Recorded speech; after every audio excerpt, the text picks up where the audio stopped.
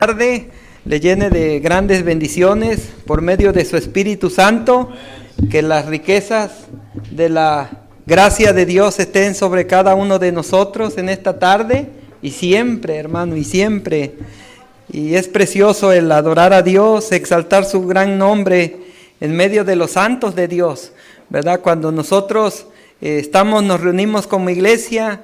Iglesia es el grupo de personas, no es el edificio, ¿verdad? Iglesia es el grupo de creyentes en Cristo, ¿verdad? Cuando nosotros nos juntamos 2 o 3 y creemos, estamos unidos en la misma fe, ahí hacemos iglesia, ¿verdad? Aun si hubiéramos 2 nada más, eso ya es iglesia del Señor. Y vamos a abrir nuestras Biblias, mis hermanos amados, en el libro de los Salmos.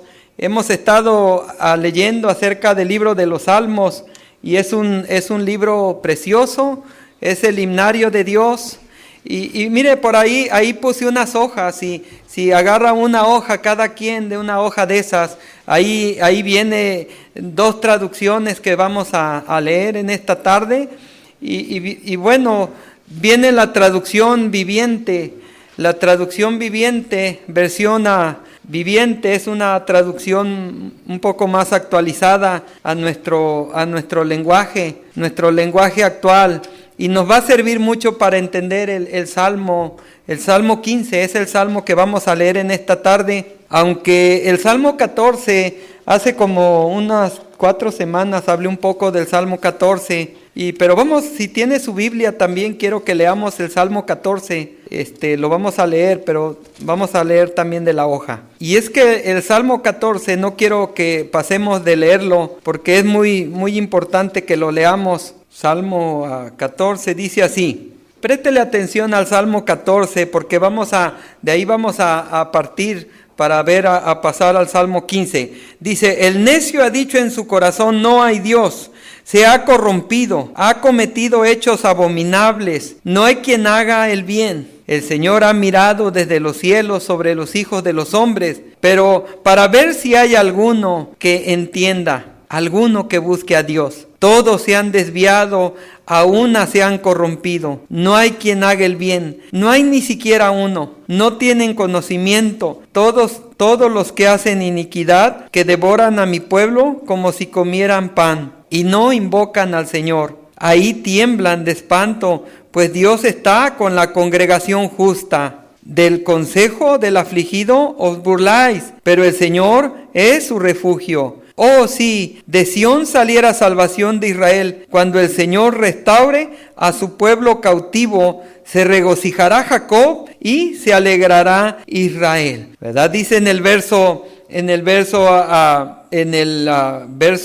6, dice, del consejo del afligido os burláis, pero el Señor es su refugio. Dice en el 4, vamos a leer en el verso 3, dice, todos se han desviado, a una se han corrompido. No hay quien haga el bien, no hay ni siquiera uno. No tienen conocimiento. Todos los que hacen iniquidad, que devoran a mi pueblo como si comieran pan, y no invocan al Señor. Vemos que en el Salmo 14, vemos que el hombre, ¿verdad? La naturaleza del hombre se empezó a corromper, se empezó a pervertir de tal manera que dice aquí que no invocaban ya a Dios. En el verso 1 decía el hombre, ¿cómo dice el hombre en el verso 1? El necio ha dicho en su corazón, no hay Dios, no hay Dios. Todos se han corrompido, han cometido hechos abominables. Es lo que dice el Salmo 14. Pero Dios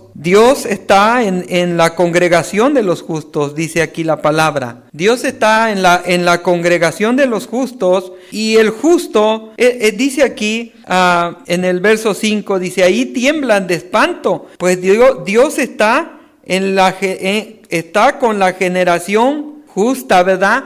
Con la congregación de los santos está Dios.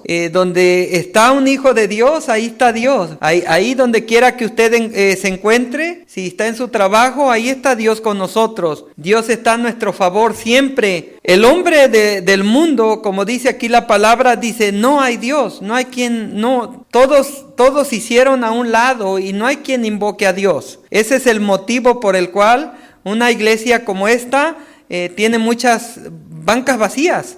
Yo platicaba con un pastor y me platicaba él de que varias iglesias se han cerrado por falta de miembros, de que no asisten a la iglesia. Pero eso es lo que el Salmo 14 habla, que el hombre no cree en Dios, no cree en Dios. Y ahora vamos a leer el Salmo 15, que es nuestro salmo que vamos a leer, pero quería que usted reflexione, siempre reflexione en el Salmo 14, porque es muy importante. Es importante que entendamos que nuestra naturaleza es la del Salmo 14.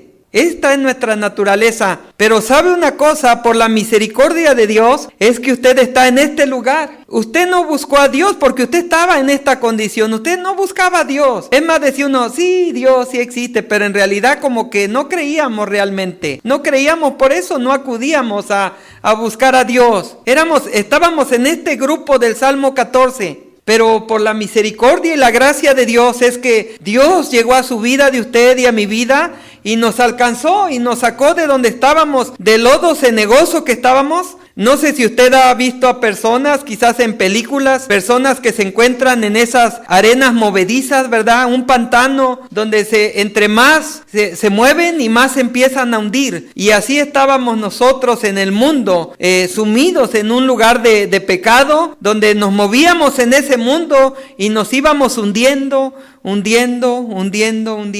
al grado que necesitábamos de un Salvador, y ese Salvador es Jesús, ¿verdad? Es Cristo nuestro Salvador. Él llegó en el momento preciso y nos tomó de ese lugar donde estábamos y nos sacó, ¿verdad? Y eso, hermano, hermana, es lo que nos hace estar en la fe en Cristo Jesús, ¿verdad?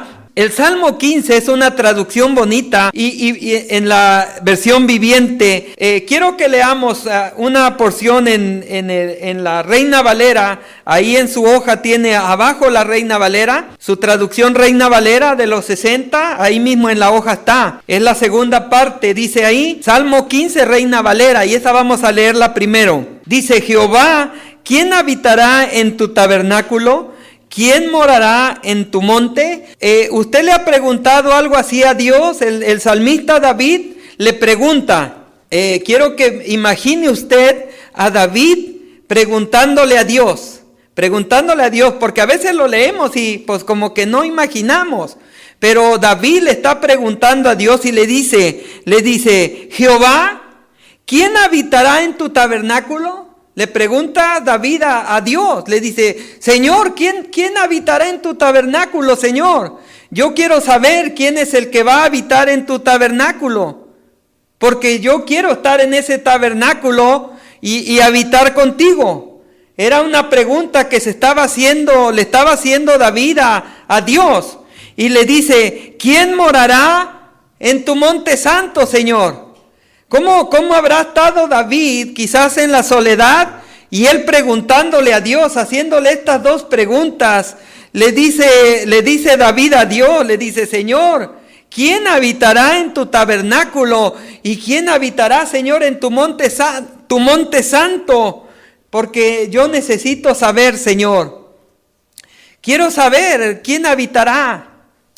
Y es que, hermano, hermana, la Biblia nos muestra lo que Dios quiere, nos muestra la voluntad de Dios. ¿Usted quiere saber quién va a habitar con Dios por la eternidad?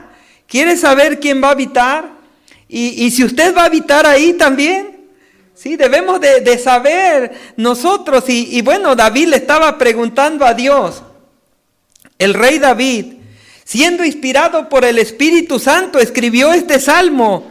El Salmo 15, no fue que David diera las respuestas, no fue que David fuera Dios y dijera, este es el que va a habitar, no, sino que Dios estaba inspirando por el Espíritu Santo de Dios a David para que escribiera el Salmo 15 y ahora usted y yo lo podamos tener y ahora ver quién es el que va a habitar en el monte santo de Dios.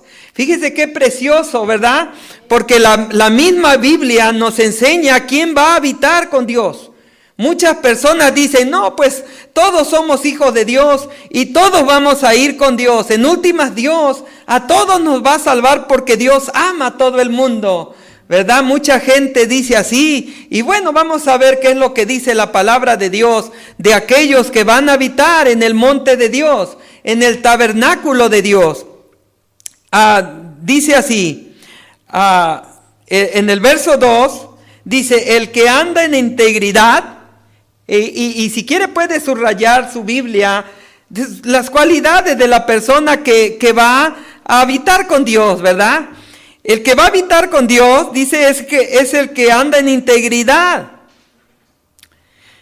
Otra cualidad es, dice, el que hace justicia. Ese va a habitar con Dios. Usted camina en integridad, lea vaya comparando en su hoja, vaya comparando la Reina Valera con la versión viviente. Dice en la versión viviente, dice, los que llevan una vida intachable. Qué cosas tan tremendas, ¿verdad? ¿Usted lleva una vida intachable? Es dura la palabra, ¿verdad?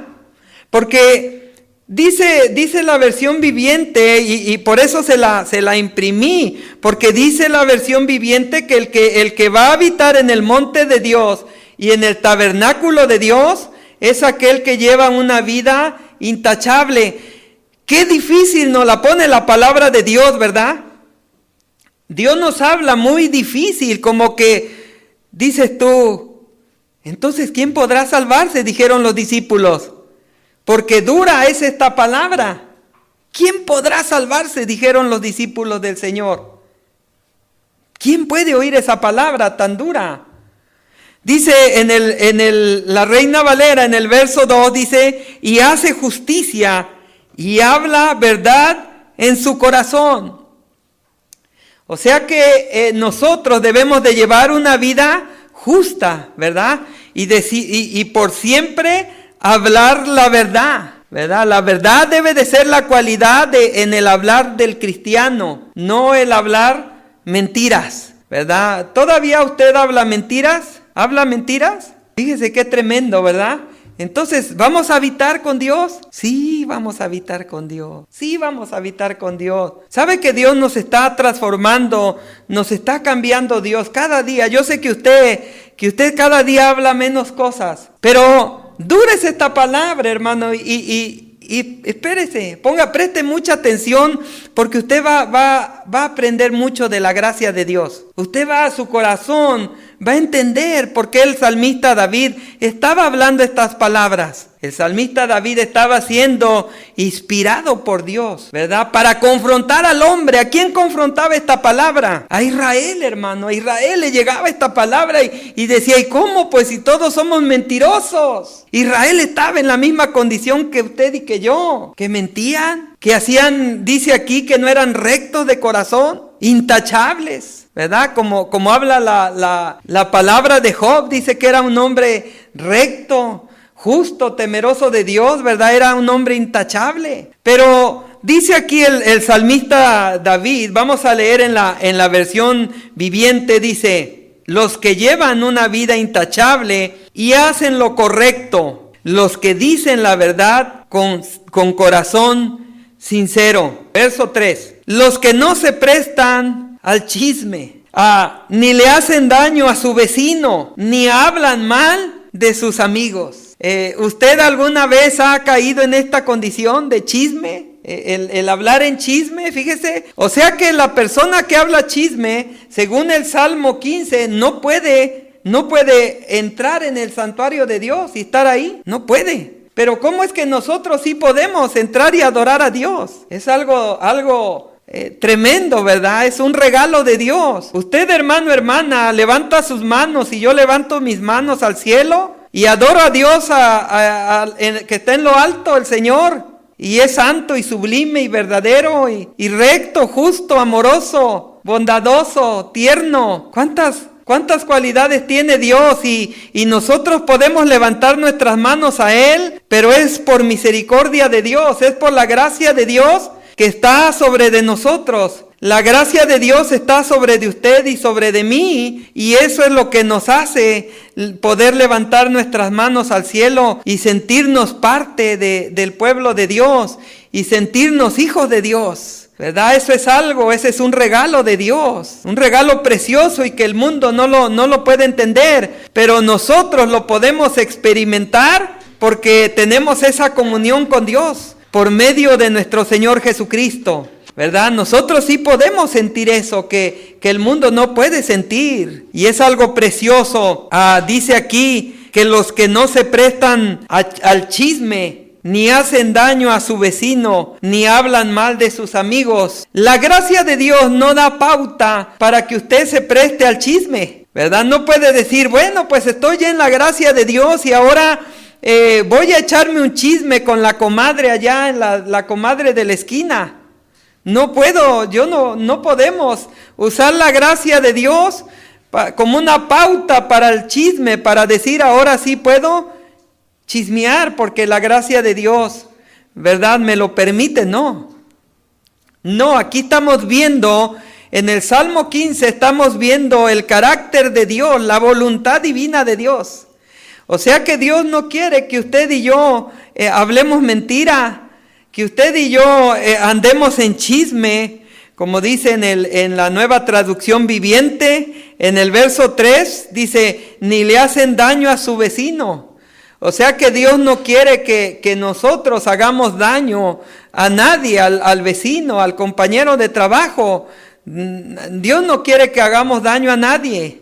Ahí estamos mirando el carácter de Dios, la justicia de Dios, lo que Dios quiere del hombre. Dios eso es lo que quiere de su iglesia. Dice, ni hablan mal de sus amigos, ni hablan mal de sus amigos. ¿Alguna vez usted ha hablado mal de sus amigos? ¿Y de sus hermanos? ¿Y de sus vecinos? ¿Ha hablado mal de sus vecinos? Entonces, tocante de acuerdo a este salmo, usted no puede entrar ni puede permanecer en el tabernáculo de Dios. No puede, pero la gracia de Dios se lo permite. La gracia de Dios se lo permite. Quiero que note usted la diferencia. Si usted no entiende este mensaje, le estoy enmarcando la ley de Dios, el carácter de Dios, pero la misericordia y la gracia de Dios sobre la iglesia, hermano. Como dice aquí, dice, ni hablan mal de sus amigos los que desprecian a los pecadores descarados. O sea que Dios quiere que nosotros no nos juntemos con personas, ¿verdad? Personas que van a corromper la fe. ¿Verdad? Aquí está hablando la Reina Valera, mire cómo dice la Reina Valera. Dice, aquel, en el verso 4, dice, aquel a cuyos ojos el vil es menospreciado, pero honra a los que temen a Jehová. O sea que lo que está diciendo el salmista David, que la persona que es justa o la persona que de acuerdo al carácter de Dios, lo que Dios quiere es que nosotros no nos juntemos con el mundo, hacer lo que el mundo hace. No está diciendo que no le hable usted al mundo, porque el mundo necesita oír de la palabra de Dios. Lo que está diciendo es que usted debe de menospreciar lo que ellos hacen, lo que ellos practican, y dice en la segunda porción, pero honra a los que temen a Jehová. O sea, menospreciar lo que el mundo hace allá y no dejar que esas personas nos contaminen y honrar a la iglesia, ¿verdad? Tener en gran estima la iglesia. O sea que para nosotros como cristianos debe de estar como más primordial la iglesia. La iglesia, el hermano, la hermana, para mí debe de ser número uno que el patrón mundano. Si mi patrón es mundano y no quiere nada con Dios y ya le hablé de Cristo, pero yo debo de darle honra a la iglesia. Para mí debe de estar número uno el hermano, la hermana, la iglesia. Honrarlos a ellos. lastimosamente, hermano, hermana, se da mucho en la iglesia de que a veces los mismos hermanos de la iglesia a veces hablan de la iglesia con el mundo. Andan vociferando por allá el defecto que vieron en el hermano. Y eso es algo tremendo, ¿verdad? Nosotros no debemos de andar desnudando a la iglesia con el mundo, ¿verdad? Jamás, hermanos. Sino que el Salmo 15 dice que debemos de tener en honra a los que temen a Dios, ¿verdad? En honra. Entonces, si usted tiene en honra a la iglesia, usted nunca va a andar hablando mal del hermano, ¿verdad? Nunca debemos, hermano, hermana, de andar hablando mal de la iglesia. El mundo, ¿sabe? Por eso a veces no quieren acercarse a Dios, porque dicen, no, pues ahí hacen esto, hacen lo otro. Un hermano que estaba ahí me contó todo eso, lo que se movía en su iglesia ahí. Y no, eso es un grave error. Debemos de tener en honra, ¿verdad? En honra a aquellos que temen a Dios, ¿verdad? Dice, pero honran a los que temen a Dios. Dice, el que aún jurando en daño suyo, por eso cambia. Vamos a leer la versión viviente. En esa porción dice, y honran a quienes siguen fielmente al Señor. ¿Verdad? Sí miró la diferencia. Dice, y honran a quienes siguen fielmente al Señor, o sea, los santos, ¿verdad? Ahora dice, y mantienen su palabra aunque salgan perjudicados. Entonces, si usted, hermano, hermana, quizás en su trabajo o con alguien, con su vecino, usted dio su palabra de algo, dio su palabra y bueno, y quizás en medio de esa palabra iba en juego algo de dinero o un compromiso, usted se comprometió, yo te voy a ayudar, y a la mera hora, no, ¿verdad? Dice, no tengo tiempo, y sí tiene tiempo, pero ya no lo quiere ir a ayudar, ¿verdad?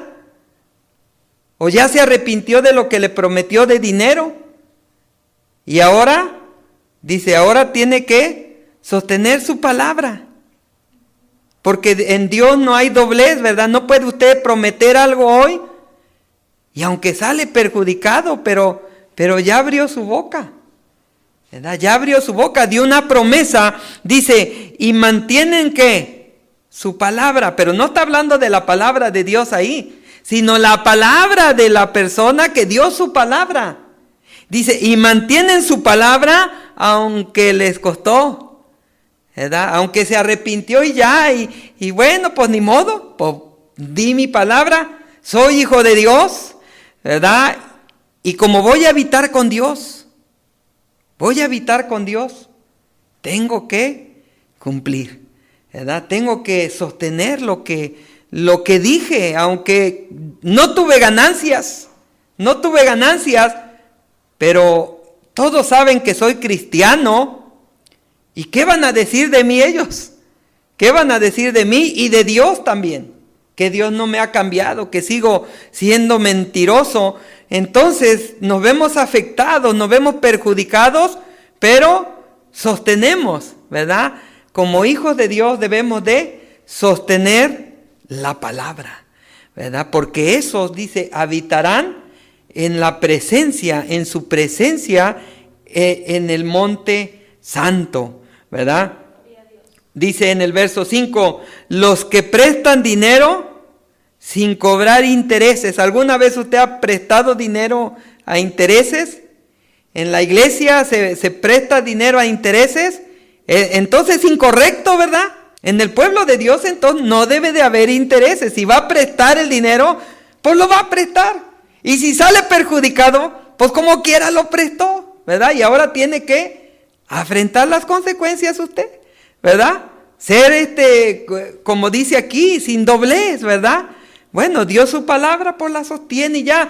Y aquel que prestó, aquel tampoco va a decir ahora me voy a poner a pedir prestado. Al cabo que no me van a cobrar intereses y todo eso, ¿verdad? Porque hay en la iglesia, hermano, hermana, estamos hablando de una iglesia grande, ¿verdad? Donde hay personas que acaban de llegar a la iglesia, otros que nunca han ido, otros que llevan 1 año, otros 2 años. Y bueno, entonces Tiene que haber, ¿me entienden? No puede agarrar la palabra para decir, ahora voy a entonces a estafar a la iglesia, ¿verdad? Porque se da en la iglesia también. La Biblia aquí nos enseña, dice, que no prestemos, no debemos como cristianos, no debemos de prestar, según aquí dice, los que prestan dinero, pero sin cobrar intereses, ¿verdad? No debemos de sacar beneficio del hermano, ¿verdad? Si le vamos a prestar, fíjese quién le va a prestar, ¿verdad? Pero présteselos de corazón y sin pensar sacarle a él dinero. Y si el hermano le dijo, no es nada, hermano, y usted está, y dale que le doy. La Biblia dice que el hermano no tiene que cobrarle intereses y usted debe de aceptar y tener paz con Dios, ¿verdad? Y con el hermano y decir, pues gracias, hermano. La Biblia dice que usted esté en paz y el hermano también que prestó esté en paz. ¿Me entendió? Entonces, es beneficio para los dos, ¿verdad? Dentro de la iglesia. Es beneficio para los dos. Dice, y no aceptan sobornos para mentir acerca del inocente. O sea que nosotros no debemos de ser sobornados por nada. No porque sea nuestro amigo o nuestro hermano más íntimo, vamos a darle el fallo al más allegado. ¿Me entienden?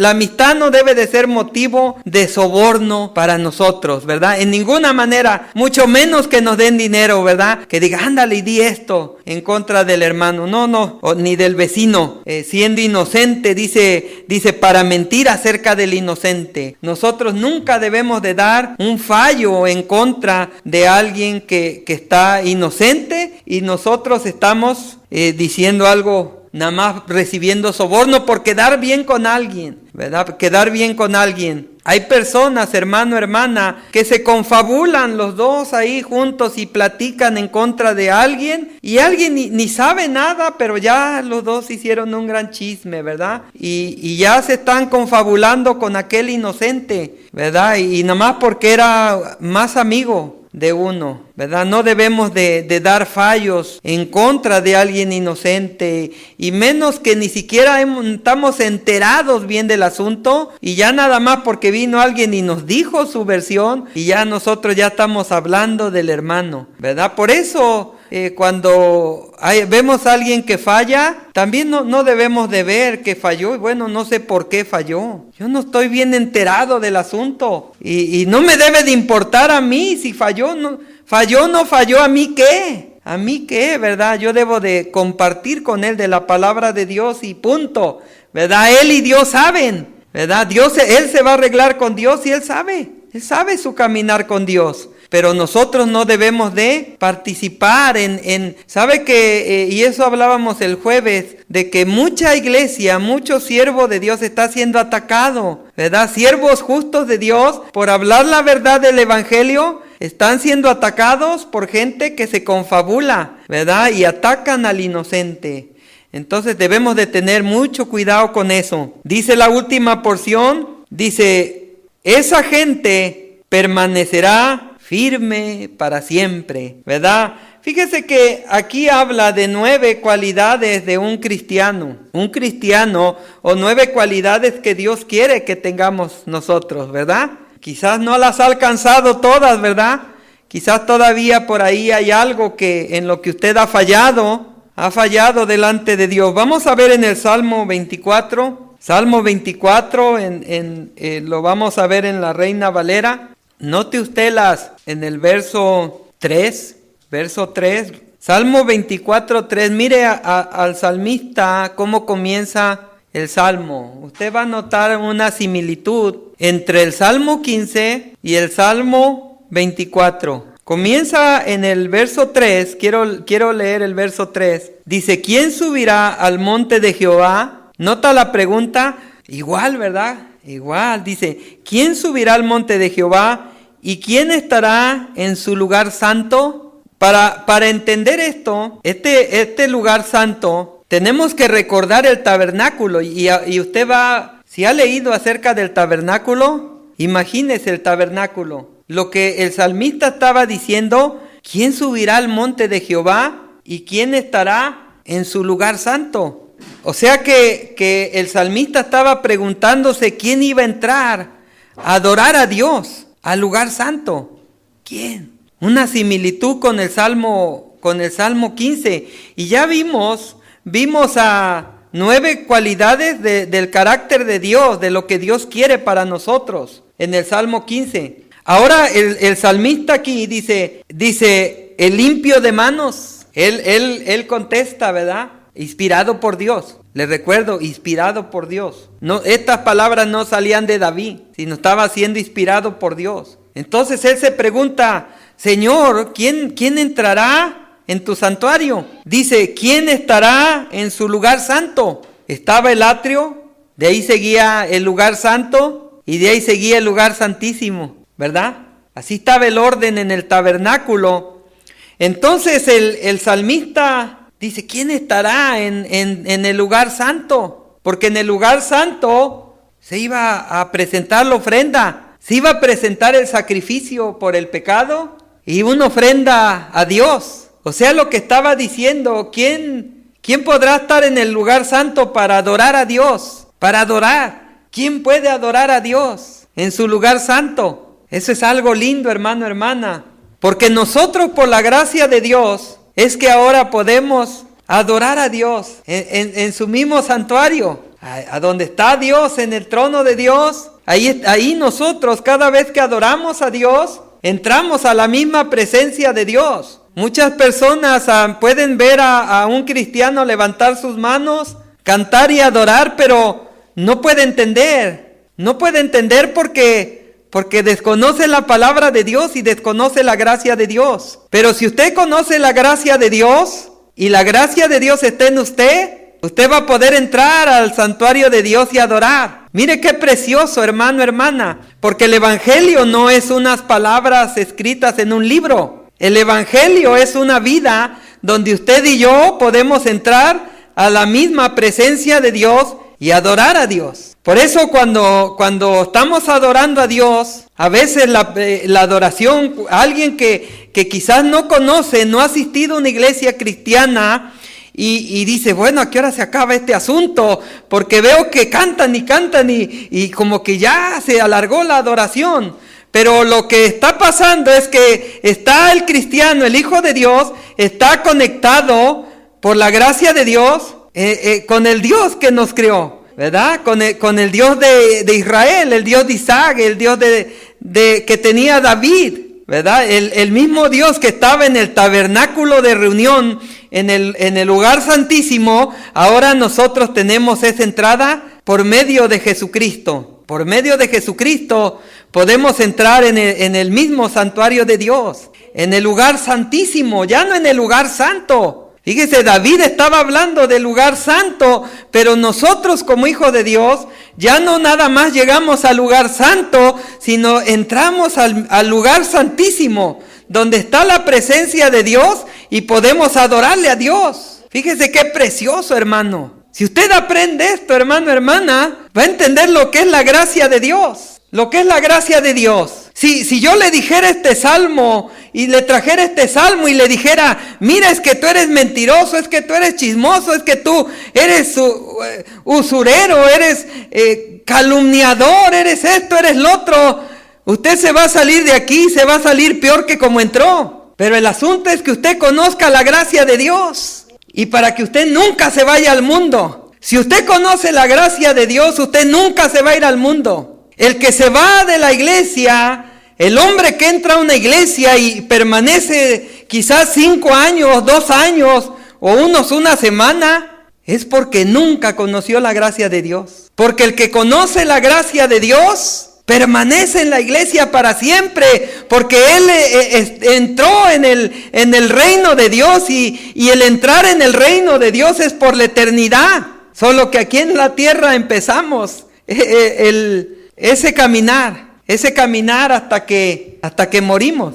Pero el que entiende la gracia de Dios nunca se va a apartar. Dice el Salmo 24:3, dice, el limpio de manos y puro de corazón, el que no ha elevado su alma a las cosas vanas, ni jurado con engaño, él recibirá bendición de Jehová y justicia de Dios, del Dios de salvación. Fíjese, ahí el salmista da otras cualidades, ¿verdad? Otras cualidades, dice, el limpio de manos. O sea, el hombre que no ha derramado sangre, ¿verdad? Que nunca ha golpeado a su prójimo, que como fue Caín y Abel, ¿verdad? Que Caín mató a Abel, o sea, tenía sus manos sucias, ¿verdad? Manchadas de sangre. Imagínense si eso lo tomamos literalmente y un hombre en la cárcel que mató, ya no tendría perdón de Dios. Nunca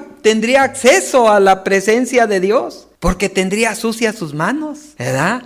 Pero no, hermano, aquí el salmista está enseñando, ¿verdad? La voluntad de Dios. Dios no quiere que nosotros, ¿verdad?, estemos de un corazón sucio.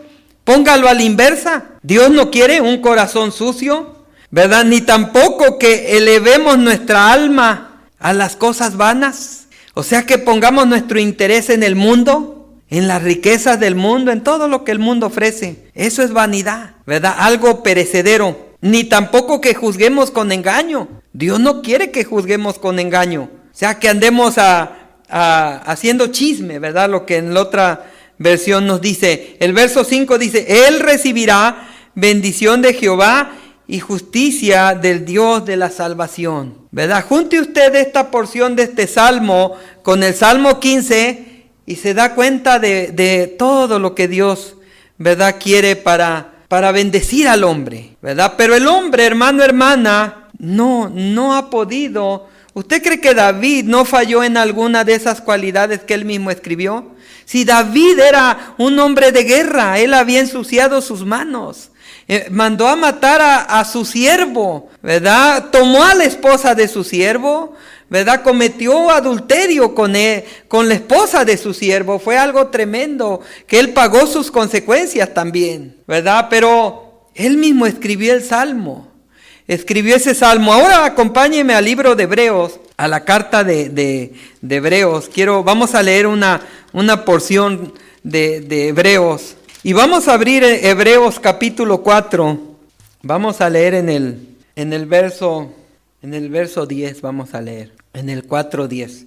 Y voy a leer la versión de las Américas. Espero que compagine con la Reina Valera. Dice así. Dice, pues el que ha entrado en su reposo, él mismo ha reposado de sus obras, como Dios reposó de las suyas. Usted ya entró en el reposo de Dios. Debemos de reposar, ¿verdad? ¿Ve la diferencia? Allá como que, ay, ¿verdad? Dura es esta palabra. En esta porción de Hebreos, para entender estos pasajes, el pueblo hebreo estaban pasando por una situación, hermano, hermana, de incredulidad. Había hermanos que ya habían creído, había hermanos que eran sacerdotes de Dios y que ya habían creído, había otros que no. Había quienes estaban dudando, había quienes ya habían creído, pero no estaban poniendo por obra la gracia. Entonces el escritor de Hebreos se empieza a exhortar. Esta es una exhortación, le dice, entren en el reposo de Dios. Si no has experimentado el reposo de Dios, todavía está la carga, ¿verdad? El Salmo 15 y el Salmo 24 están sobre de nosotros. Y ese Salmo no nos permitiría entrar al trono de Dios a adorar. Aquí el escritor de Hebreos dice así, dice, pues el que ha entrado en su reposo, él mismo ha reposado de sus obras, como Dios reposó de las suyas. Por tanto, esforcémonos por entrar en ese reposo. No sea que alguno caiga siguiendo el mismo ejemplo de desobediencia, ¿verdad? Fíjese, el reposo de Dios, ¿verdad? No es porque usted se va a esforzar, pero debe, ¿verdad?, de leer la Biblia. Lea la Biblia y conocer a Cristo. Y no falte a los servicios, no falte a una enseñanza, porque de esa manera usted conoce más y más de la palabra de Dios y va a ir reposando, ¿verdad? Dice, porque la palabra de Dios... Mire, este verso se usa mucho, usted lo ha oído mucho, pero no sabe el contexto. El contexto está hablando del reposo de Dios, porque había personas que no habían experimentado el reposo de Dios, no lo habían experimentado. Y todavía pensaban y decían, ¿Y si me voy al infierno? ¿Y si el sacrificio de Jesús no fue suficiente? Me dijeron que Cristo murió por mis pecados, pero ¿y qué tal si le pongo un poquito de obras para salvarme? Para asegurar mi salvación. Porque dice la Biblia en el Salmo 14, el Salmo 15, que ahí están las cualidades. Y yo todavía hago esto. Hay cosas ahí que yo hago y en la ley dice no mates, no robes, y yo todavía lo hice. Entonces había incredulidad en el pueblo hebreo. Por eso es la carta a los hebreos. Y dice aquí, porque la palabra de Dios es viva y eficaz, y más cortante que cualquier espada de dos filos, y penetra hasta la división del alma y del espíritu y de todas las coyunturas y de los tuétanos, y es poderosa para discernir los pensamientos y las intenciones del corazón. Y no hay cosa creada oculta a su vista, sino que todas las cosas están al descubierto y desnudas ante los ojos de aquel a quien tenemos que dar cuenta. Qué tremendo, hermano. Porque el Salmo 15, palabra de Dios, palabra de Dios. Y es que la palabra de Dios es dura, es viva y eficaz, dice. Y luego cuando lees el Salmo y sientes como una espina que se te clava, ¿verdad? Cuando dice, el que va a entrar en mi santuario no tiene que ser chismoso, ni mentiroso, ni usurpador, ni usurero, ni nada. Y de momento te acuerdas de que tú has hecho algo de eso, tienes 3 o 4 cualidades de las que habla ahí. Y la espada de Dios viene y traspasa tu corazón, ¿verdad? Y ya entra en tu corazón y traspasa y divide el espíritu y el alma, y queda todo al descubierto lo que tú y yo hemos hecho. Y discierne los pensamientos que tú tenías. Todo lo que tú estabas pensando, quizás no llegaste al hecho, pero de momento lo estuviste pensando. Y la palabra de Dios se basa en los pensamientos y las intenciones del corazón. O sea que no se había cumplido por obra, por hecho, pero estaba en el pensamiento y la intención del corazón. Y de momento dice los adúlteros, los idólatras, los mentirosos, todos no heredarán el reino de Dios. Y dices, pero yo estaba en eso. ¿Y ahora qué hago? Porque la palabra de Dios dice aquí, es dura y eficaz, pero dice Hebreo, dice, procurar entrar en el reposo de Dios, porque la palabra es dura. Por lo tanto, no hay otra escapatoria más que Cristo. No hay más que Cristo. Por eso si el pecado te atormenta y la culpa, está Cristo, ¿verdad? Aquel que no ha conocido el reposo de Dios todavía está pensando, y tengo que hacer esto y tengo que hacer lo otro. Y convierte la gracia en mitad y mitad obras. Pero como metió las obras, dejó de ser gracia, ¿verdad? Dejó de ser gracia. Y nunca pudo. Por eso, hermano, hermana, muchas personas que al presentarse delante del trono de Dios, leyeron la Biblia y todo, y leyeron la ley y leyeron la gracia, pero se afirmaron en la ley. Y Dios le va a decir, y bueno, ¿y entonces mi gracia? ¿Y mi reposo? Lo di para que tú reposaras en él, ¿verdad? Te quisiste salvar por obras, ¿verdad? Pensaste que no fue suficiente el sacrificio de Jesús y lo invalidaste, ¿verdad? Y pensaste que tus obras pesaban más que la gracia de Dios. Fíjese lo peligroso, hermano, de tomar, ¿verdad? Hasta un salmo mal tomado te puede tambalear de la gracia de Dios, ¿verdad? Por eso le estoy poniendo la ley y la gracia. No quiero que se salga y de aquí diga, no, pues ahora peor, ¿verdad? Salí peor que cuando entré. No. Te debe de reposar en el reposo de Dios. Dice en el verso 14, dice, pues teniendo pues un gran sumo sacerdote que trascendió los cielos, Jesús el Hijo de Dios. Retengamos nuestra fe, porque no tenemos un sumo sacerdote que no pueda compadecerse de nuestras flaquezas, sino que ha sido uno que ha sido tentado en todo como nosotros, pero sin pecado. Por tanto, acerquémonos con confianza al trono de la gracia. Entremos con confianza al trono de la gracia. Con confianza, sin pensar Lo que el Salmo, ¿fallaste? Sí, pero está la gracia de Dios, ¿verdad? Está el reposo en Cristo, ¿verdad? Porque no tenemos, dice aquí, un sumo sacerdote como era humano, porque decía, el Salmo 15 dice, ¿quién entrará al lugar santo? ¿Verdad? Al santuario, al tabernáculo. Pero Jesús no entró nada más al lugar santo, sino que Él entró al lugar santísimo, ¿verdad? Y Él pagó por nuestras culpas, por tus culpas y por las mías, ¿verdad? Él pagó los pecados pasados, presentes y futuros, y eres salvo por gracia, por medio de la fe, ¿verdad? En Cristo Jesús. Por eso dice aquí, dice en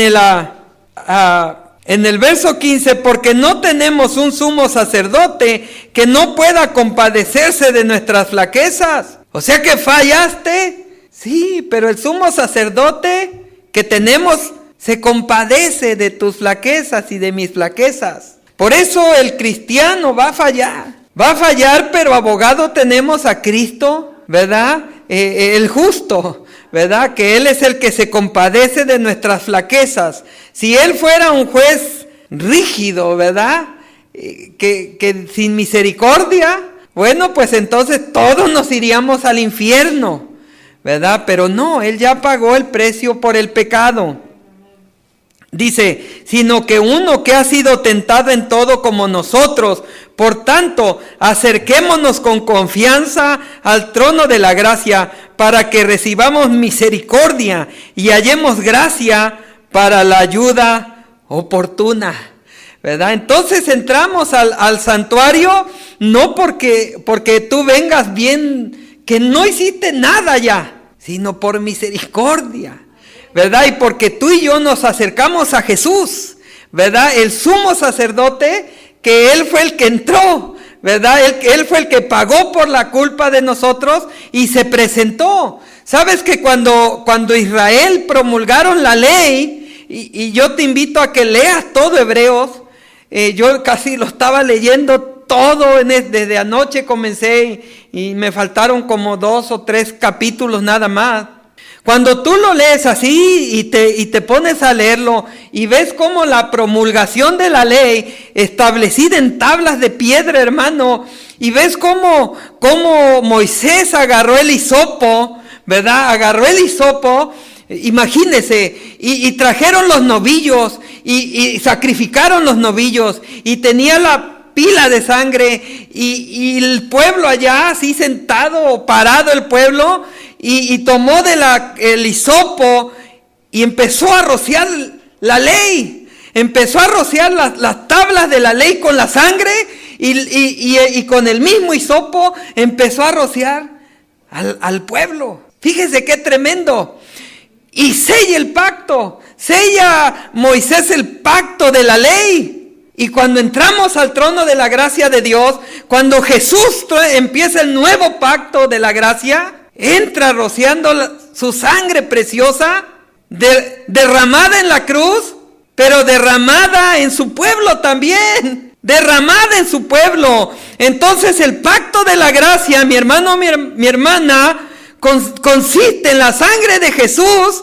Al igual que Moisés estaba rociando la sangre, el libro de la ley, y rociaba al pueblo con la misma sangre de los novillos, ahora nosotros estamos siendo rociados con la sangre de Jesús, ¿verdad? Con la sangre de Jesús, y eso nos hace ser miembros del nuevo pacto, no el pacto de la ley antigua, sino del pacto nuevo de la gracia. Y ahora todo es por gracia.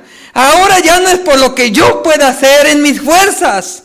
No es por lo que yo logre conocer de Dios y yo me esfuerce y yo pueda decir, yo voy a entrar al cielo porque hago esto, hago lo otro. No.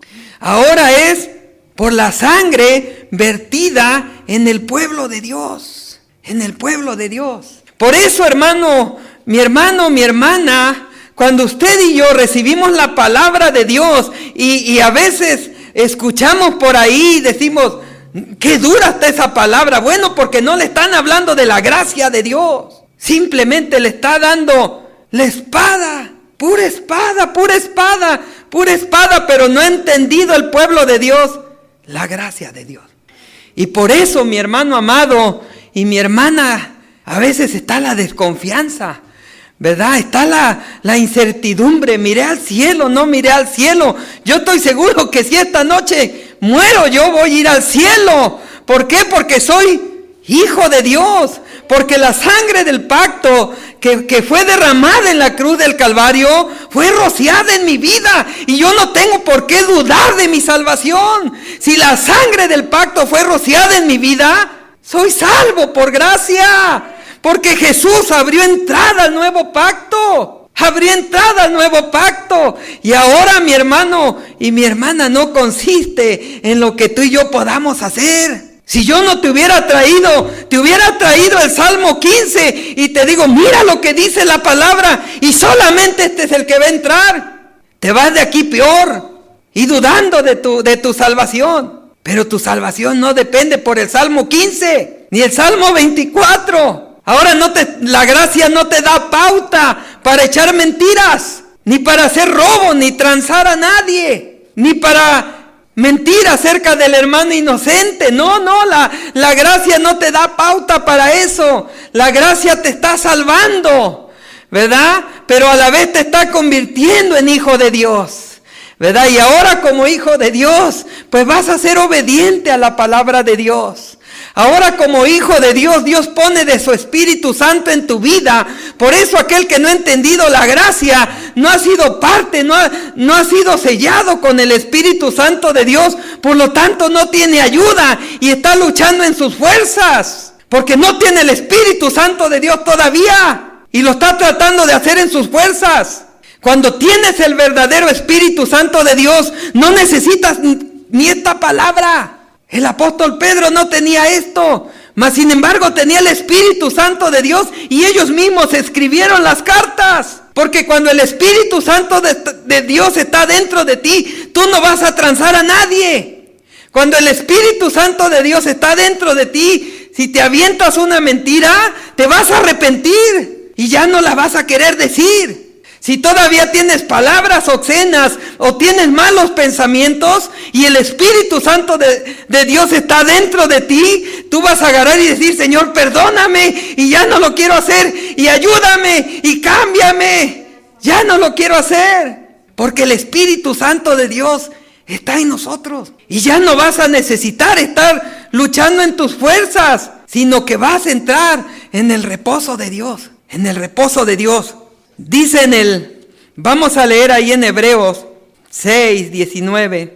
Vamos a leer el 18, Hebreos 6, 18. Dice, a fin de que por dos cosas inmutables, en las cuales es imposible que Dios mienta. Es imposible que Dios mienta. Dios, si te dijo Dios que te va a salvar, que te salvó, es imposible que Dios mienta. Es imposible que Dios mienta. Si Dios te salvó, Dios te salvó, porque Él no miente. Es imposible. Dice, seamos grandemente animados los que hemos huido para refugiarnos, echando mano de la esperanza puesta delante de nosotros. Los que huimos del mundo, ¿verdad? Los que hemos puesto nuestra esperanza, ¿verdad? Nos refugiamos en Dios, ¿verdad? Entramos en ese reposo de Dios. Dice, la cual tenemos como ancla del alma. Está un ancla en el alma. ¿Qué es un ancla? Usted ha tirado un ancla allá en el mar, un barco, para que no se mueva, está el anclado allá. Nuestra esperanza está anclada en Cristo. Nuestra esperanza no está anclada en las obras, sino está en Cristo Jesús. Está en el sacrificio precioso de la cruz. Ahí está mi ancla puesta, para que no sea yo removido. Esa es gracia de Dios, hermano.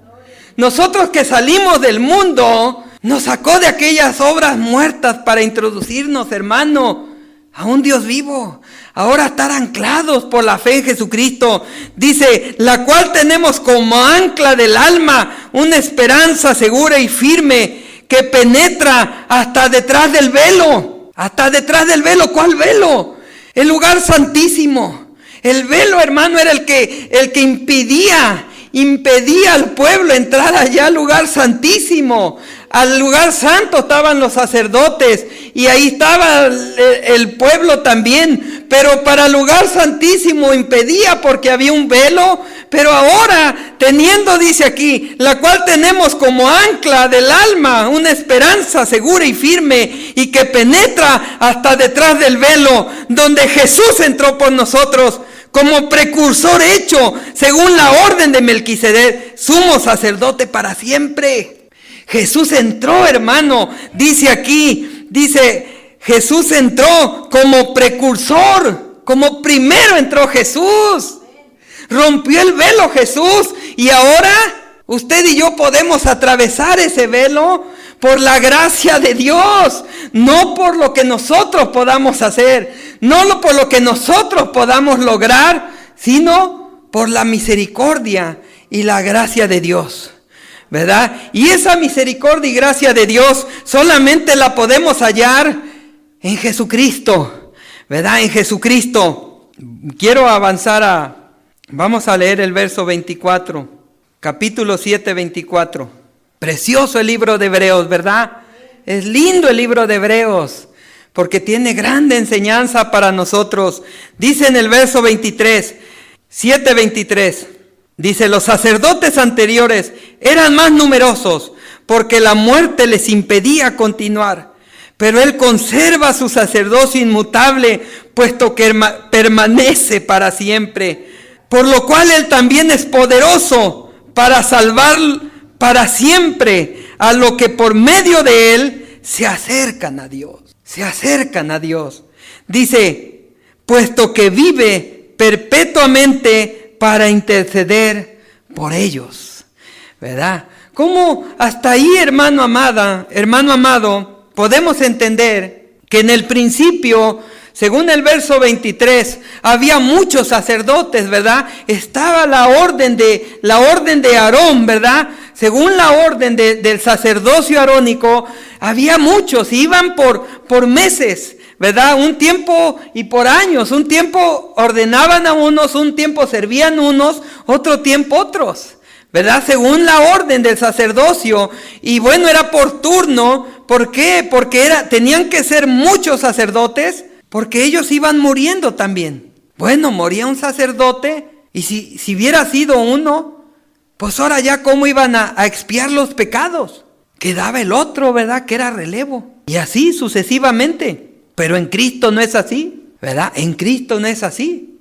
Sino que dice, por lo cual, dice, pero Él, dice en el 24, conserva su sacerdocio inmutable, que permanece para siempre. O sea que cuando Jesús, ¿verdad? ¿Qué hacía el sacerdote en el templo? ¿Qué hacía el sacerdote ahí en el tabernáculo? Venía el pecador y decía, bueno, fallé en esto, y traía el sacrificio por el pecado y sacrificaba ese pecado. Lo sacrificaba y era limpio, ¿verdad? Era librado del pecado, librado, ya pagó. Hubo una expiación por el pecado, pero al rato volvía a fallar. Tenía que buscar otro cordero y lo traía y con el mismo sacerdote o con otro que estaba en la orden, ¿verdad? Del sacerdocio arónico. Y bueno, y traía y bueno, pues otra vez. Pero en Jesús no es así, ¿verdad? Porque dice que Él permanece en un sacerdocio inmutable. O sea, un sacerdocio que no cambia, ¿verdad? Un sacerdocio, como leímos en los versos anteriores, donde Él tiene misericordia, porque Él fue tentado en todo también, ¿verdad? Y ahora tiene misericordia de aquellos que se acercan a Dios por medio de Él, ¿verdad? Dice aquí, por lo cual, dice, puesto que permanece para siempre, dice, es inmutable, dice el 25, por lo cual Él también es poderoso para salvar un tiempo, salvar 5 años a la gente y de ahí para siempre. O sea, Jesús es poderoso. Por eso el que dice que la salvación se pierde es porque no ha leído Hebreos. O lo leyó pero no lo entendió. Para siempre. Porque su sacerdocio de Jesús es inmutable, ese nunca cambia y es poderoso, dice aquí, no dice que es como medio poderoso, medio salvífico, no, dice que es poderoso, dice por el cual también es poderoso para salvar para siempre a los que por medio de él se acercan a Dios. O sea que nuestro velo, hermano, se rompió. Y ahora entramos por la sangre de Jesús, allá al lugar santísimo. Dice, los que por medio de él se acercan a Dios, dice, puesto que vive perpetuamente para interceder por ellos, para interceder. ¿Qué es la palabra interceder? Que está intercediendo, ¿verdad? Tiene continuamente misericordia de nosotros. Solamente tienes que acercarte a él. Quizás fallaste delante de Dios y piensas que no hay perdón para ti. Sí hay perdón para ti, porque él está intercediendo, ¿verdad?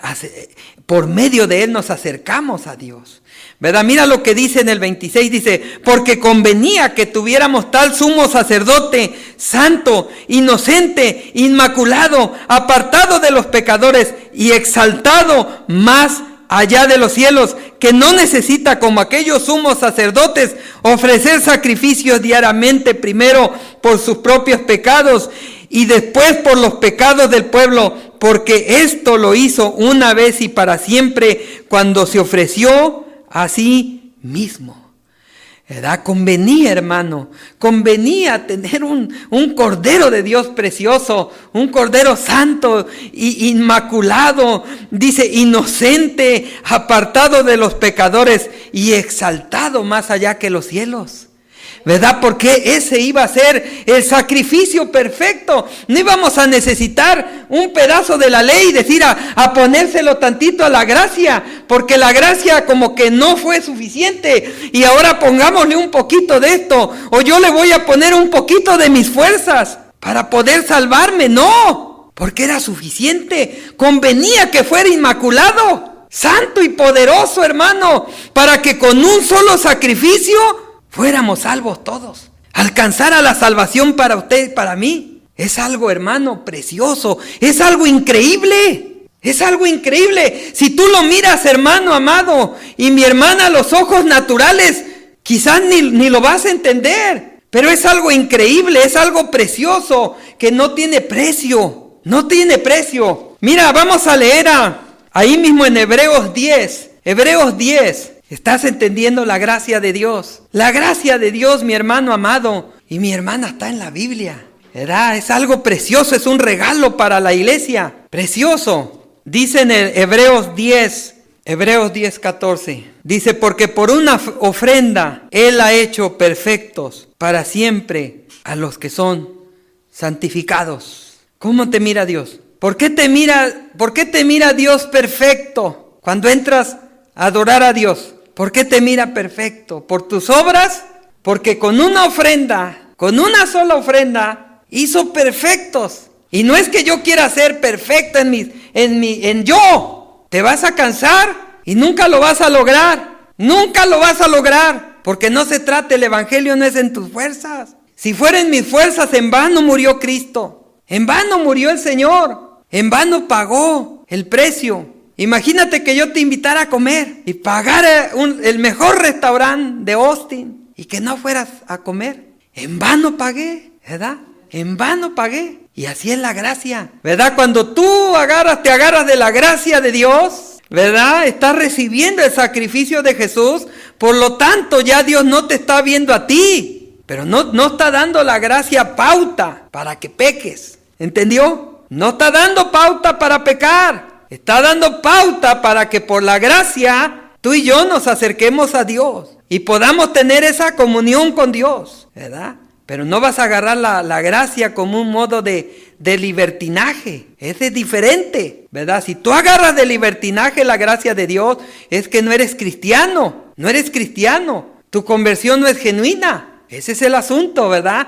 Qué gran diferencia. Pero Jesús dice aquí, porque por una ofrenda, no por muchas. Aquel era un montón de sacerdotes y día tras día expiaban el pecado por ellos mismos y después intercedían por el pueblo, pero en Cristo no. Como Él era inmaculado, santo, ¿verdad? Poderoso para entrar en el lugar santísimo con una sola ofrenda, suficiente, ¿verdad? Dice, porque por una ofrenda Él ha hecho perfectos para siempre, hasta que hoy eres perfecto, mañana eres perfecto, 10 años eres perfecto delante de Dios. Dios te está mirando a través de Jesús, a través del sacrificio de Cristo, no te está mirando a ti. Por eso aquel que no está en Cristo, ¿verdad? Dios cómo lo está viendo, imperfecto. Aquel que no está en Cristo, Dios lo ve imperfecto, ve el pecado en él. Pero cuando estás en la gracia de Dios, recibiste la ofrenda que Cristo hizo en la cruz del Calvario, desde ese día Dios te ve perfecto, porque no te mira a ti, sino mira a Jesús, ¿verdad? Mira la sangre rociada, ¿verdad? La sangre del pacto rociada en tu vida, en tu alma y mi alma. Y ahora ve perfecto, dice, para siempre a los que son santificados. Si tú no fuiste santificado con la sangre de Jesús, entonces no eres perfecto. Pero si fuiste santificado, eres perfecto. Eres perfecto a los que son santificados. ¿Nota la diferencia? La gracia. La gracia navega en el libro de Hebreos. Preciosa gracia de Dios, ¿verdad? Preciosa es la gracia de Dios. Dice en el verso 19, dice, entonces hermanos, puesto que tenemos confianza, ¿cómo tenemos nosotros para entrar ante el trono de Dios? Confianza, ¿verdad? Por tanto, entonces hermanos, puesto que tenemos confianza para entrar al lugar santo, no al lugar santísimo, al lugar santísimo, ya no al lugar santo. El lugar santo era afuera del lugar santísimo. Dice, tenemos confianza de entrar hasta el lugar santísimo por la sangre de Jesús, por la sangre de Jesús. Salmo 15 decía que ¿quién se iba a acercar? En el tiempo de David, ¿quién se podrá acercar? El hombre que no mentía, el hombre que no robaba, que cumplía la ley, ¿verdad? Que cumplía todo el mandamiento de Dios, pero eso fue algo imposible que ni David pudo hacerlo. El mismo salmista que lo escribió quebrantó la ley, ¿verdad? Moisés quebrantó la ley también, porque era hombre, ¿verdad? Era hombre también. Ahí estaba el sacerdocio, aunque era siervo de Dios. Todos los sacerdotes eran hombres que buscaban a Dios también. Por eso estaban dentro del tabernáculo, pero también primero ofrecían por ellos mismos los sacrificios para después ayudar al pueblo. A través de la historia de la ley, todos los hombres tuvieron que ofrecer sacrificios por ellos, porque no podían cumplir la ley. Pero aquí dice entonces, hermanos amados, puesto que tenemos confianza para entrar al lugar santísimo por la sangre de Jesús, por el camino nuevo y vivo que Él inauguró. Me gusta, hermano, esta traducción de las Américas. Yo no sé si usted me está siguiendo bien, pero esta traducción, hermano, dice que Él lo inauguró. ¿Sabe qué es inaugurar? Cuando cortan así el listón, ¿verdad? Está el camino. Yo trabajé en una construcción de caminos. Trabajábamos hacíamos la carretera y nadie podía pasar en esa carretera más que los que estábamos trabajando ahí. Nadie. Ese camino no se abría hasta que no lo inauguraban. Estaba nuevecito el camino. Y cuando Jesús dice aquí, dice, por el camino nuevo y vivo que Él inauguró para nosotros por medio del velo, es decir, su carne. Aleluya, hermano. Cuando Jesús, hermano, estaba traspasando el velo, ahí en el lugar santísimo, estaba inaugurando el camino, porque sabía que usted y yo íbamos a entrar a la misma presencia de Dios, a adorar a Dios, a tener comunión con Dios, ¿verdad? Por medio de la sangre de Jesús, hermano. Es algo precioso. Por eso, hermano, cuando nosotros decimos, si nosotros decimos que mi salvación se pierde, entonces estoy diciendo que el sacrificio que Jesucristo hizo y que cuando Él inauguró ese camino, lo hizo en vano. En vano inauguró ese camino, porque yo no voy a caminar por ahí. No, la iglesia, hermano amado, la iglesia es de Jesús. Usted es de Cristo y Cristo inauguró inauguró ese camino, traspasó el velo para que usted y yo ahora caminemos a través de ese velo. Y ahora podamos entrar a la misma presencia de Dios. Dice en el 21, y puesto que tenemos un gran sumo sacerdote sobre la casa de Dios. ¿Quién es la casa de Dios? La iglesia, hermano. La iglesia, usted y yo somos la casa de Dios. Y nuestro sumo sacerdote, ¿quién es? Es Jesús. Es Jesús. Por eso, hermano, nuestra ancla está puesta en Jesús. Si nosotros tenemos a Jesús, no nos podemos perder.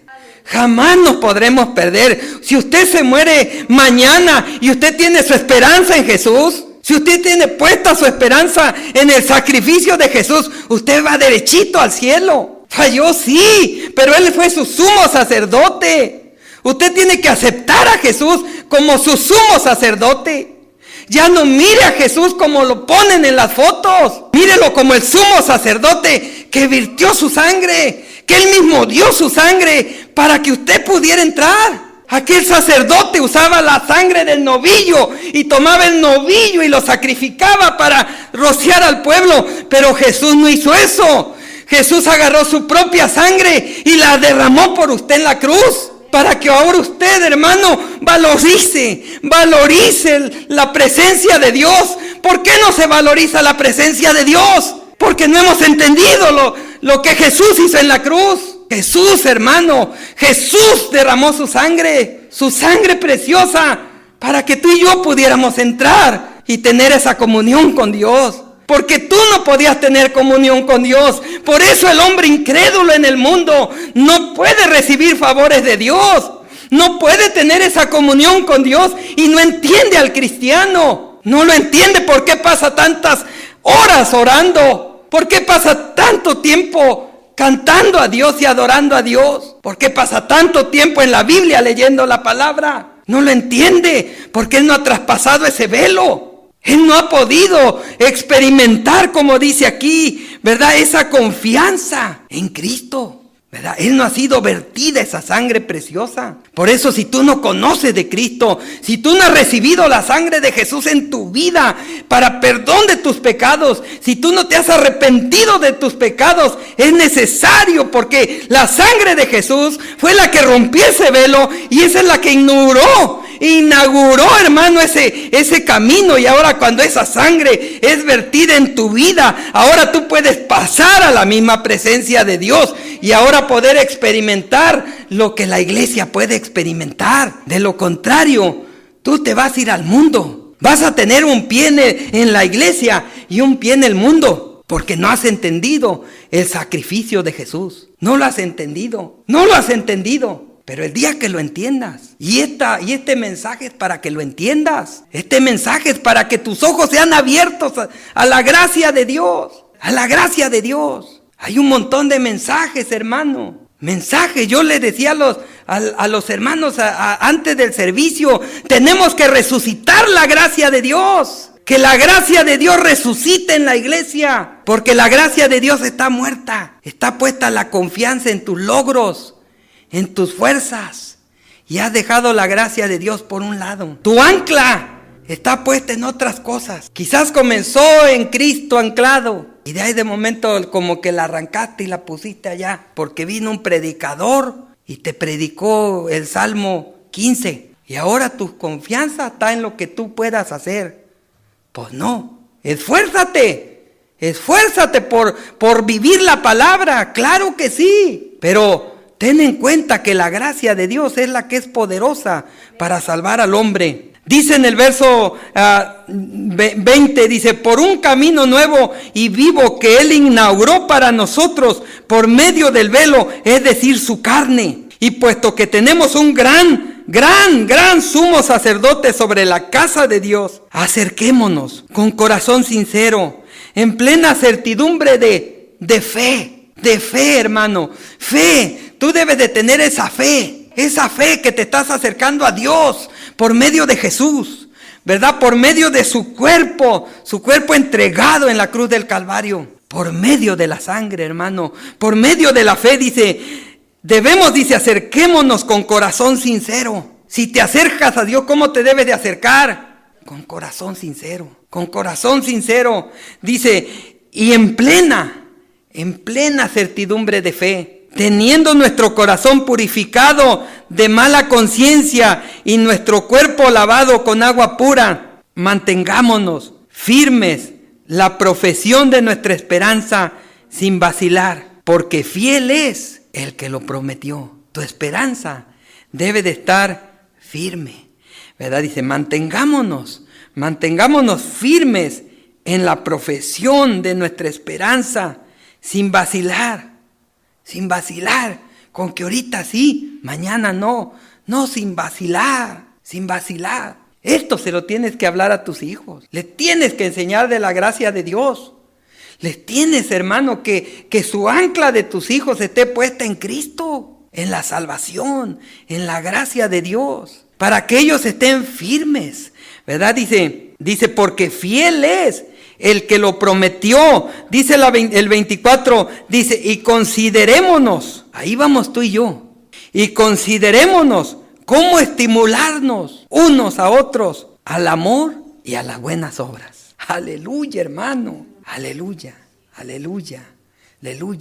Fuimos salvos, la iglesia de Jesús fue salva, ¿verdad? Por la sangre del Cordero, pero las obras, ¿verdad? Las obras es para estimularnos, ¿verdad? Estimularnos, dice aquí, de estimularnos unos a otros al amor y a las buenas obras, ¿verdad? O sea que si nosotros somos salvos por gracia, ahora somos hijos de Dios, ahora debemos de estimularnos al amor, al amar al prójimo. Si vas a amar al prójimo, pues no lo vas a engañar, ni vas a hablar mal de tu vecino, ¿verdad? Tienes amor en tu vida, en tu corazón, ¿verdad? Hoy permanecen, según la 1 Corintios 13, la fe, la esperanza y el amor, ¿verdad? Aquí en estos pasajes que hemos leído, ¿has mirado que dice ahí fe, esperanza y amor?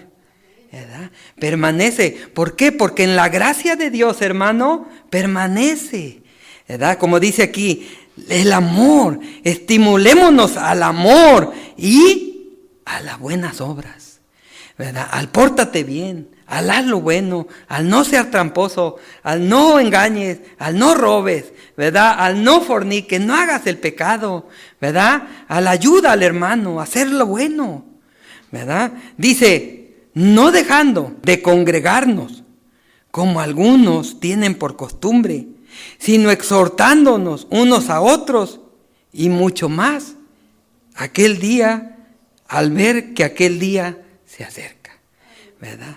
Complementamos, hermano, la gracia, ¿verdad? Fíjate, a grandes rasgos, hermano, quise hablarte de la gracia de Dios, ¿verdad? Para mí es importante que tú puedas identificar lo que es la gracia de Dios. Debemos de estimularnos al amor como iglesia, a las buenas obras y al no dejar de congregarnos, ¿verdad? No puedes quitar eso, ¿verdad? Muchos les gusta, bueno, pues yo platicaba con un señor y decía él, le hablaba yo por teléfono a un hermano que conocí hace años, ya lleva años sin congregarse. Y me decía, no, yo veo en línea, yo estoy conectado en línea.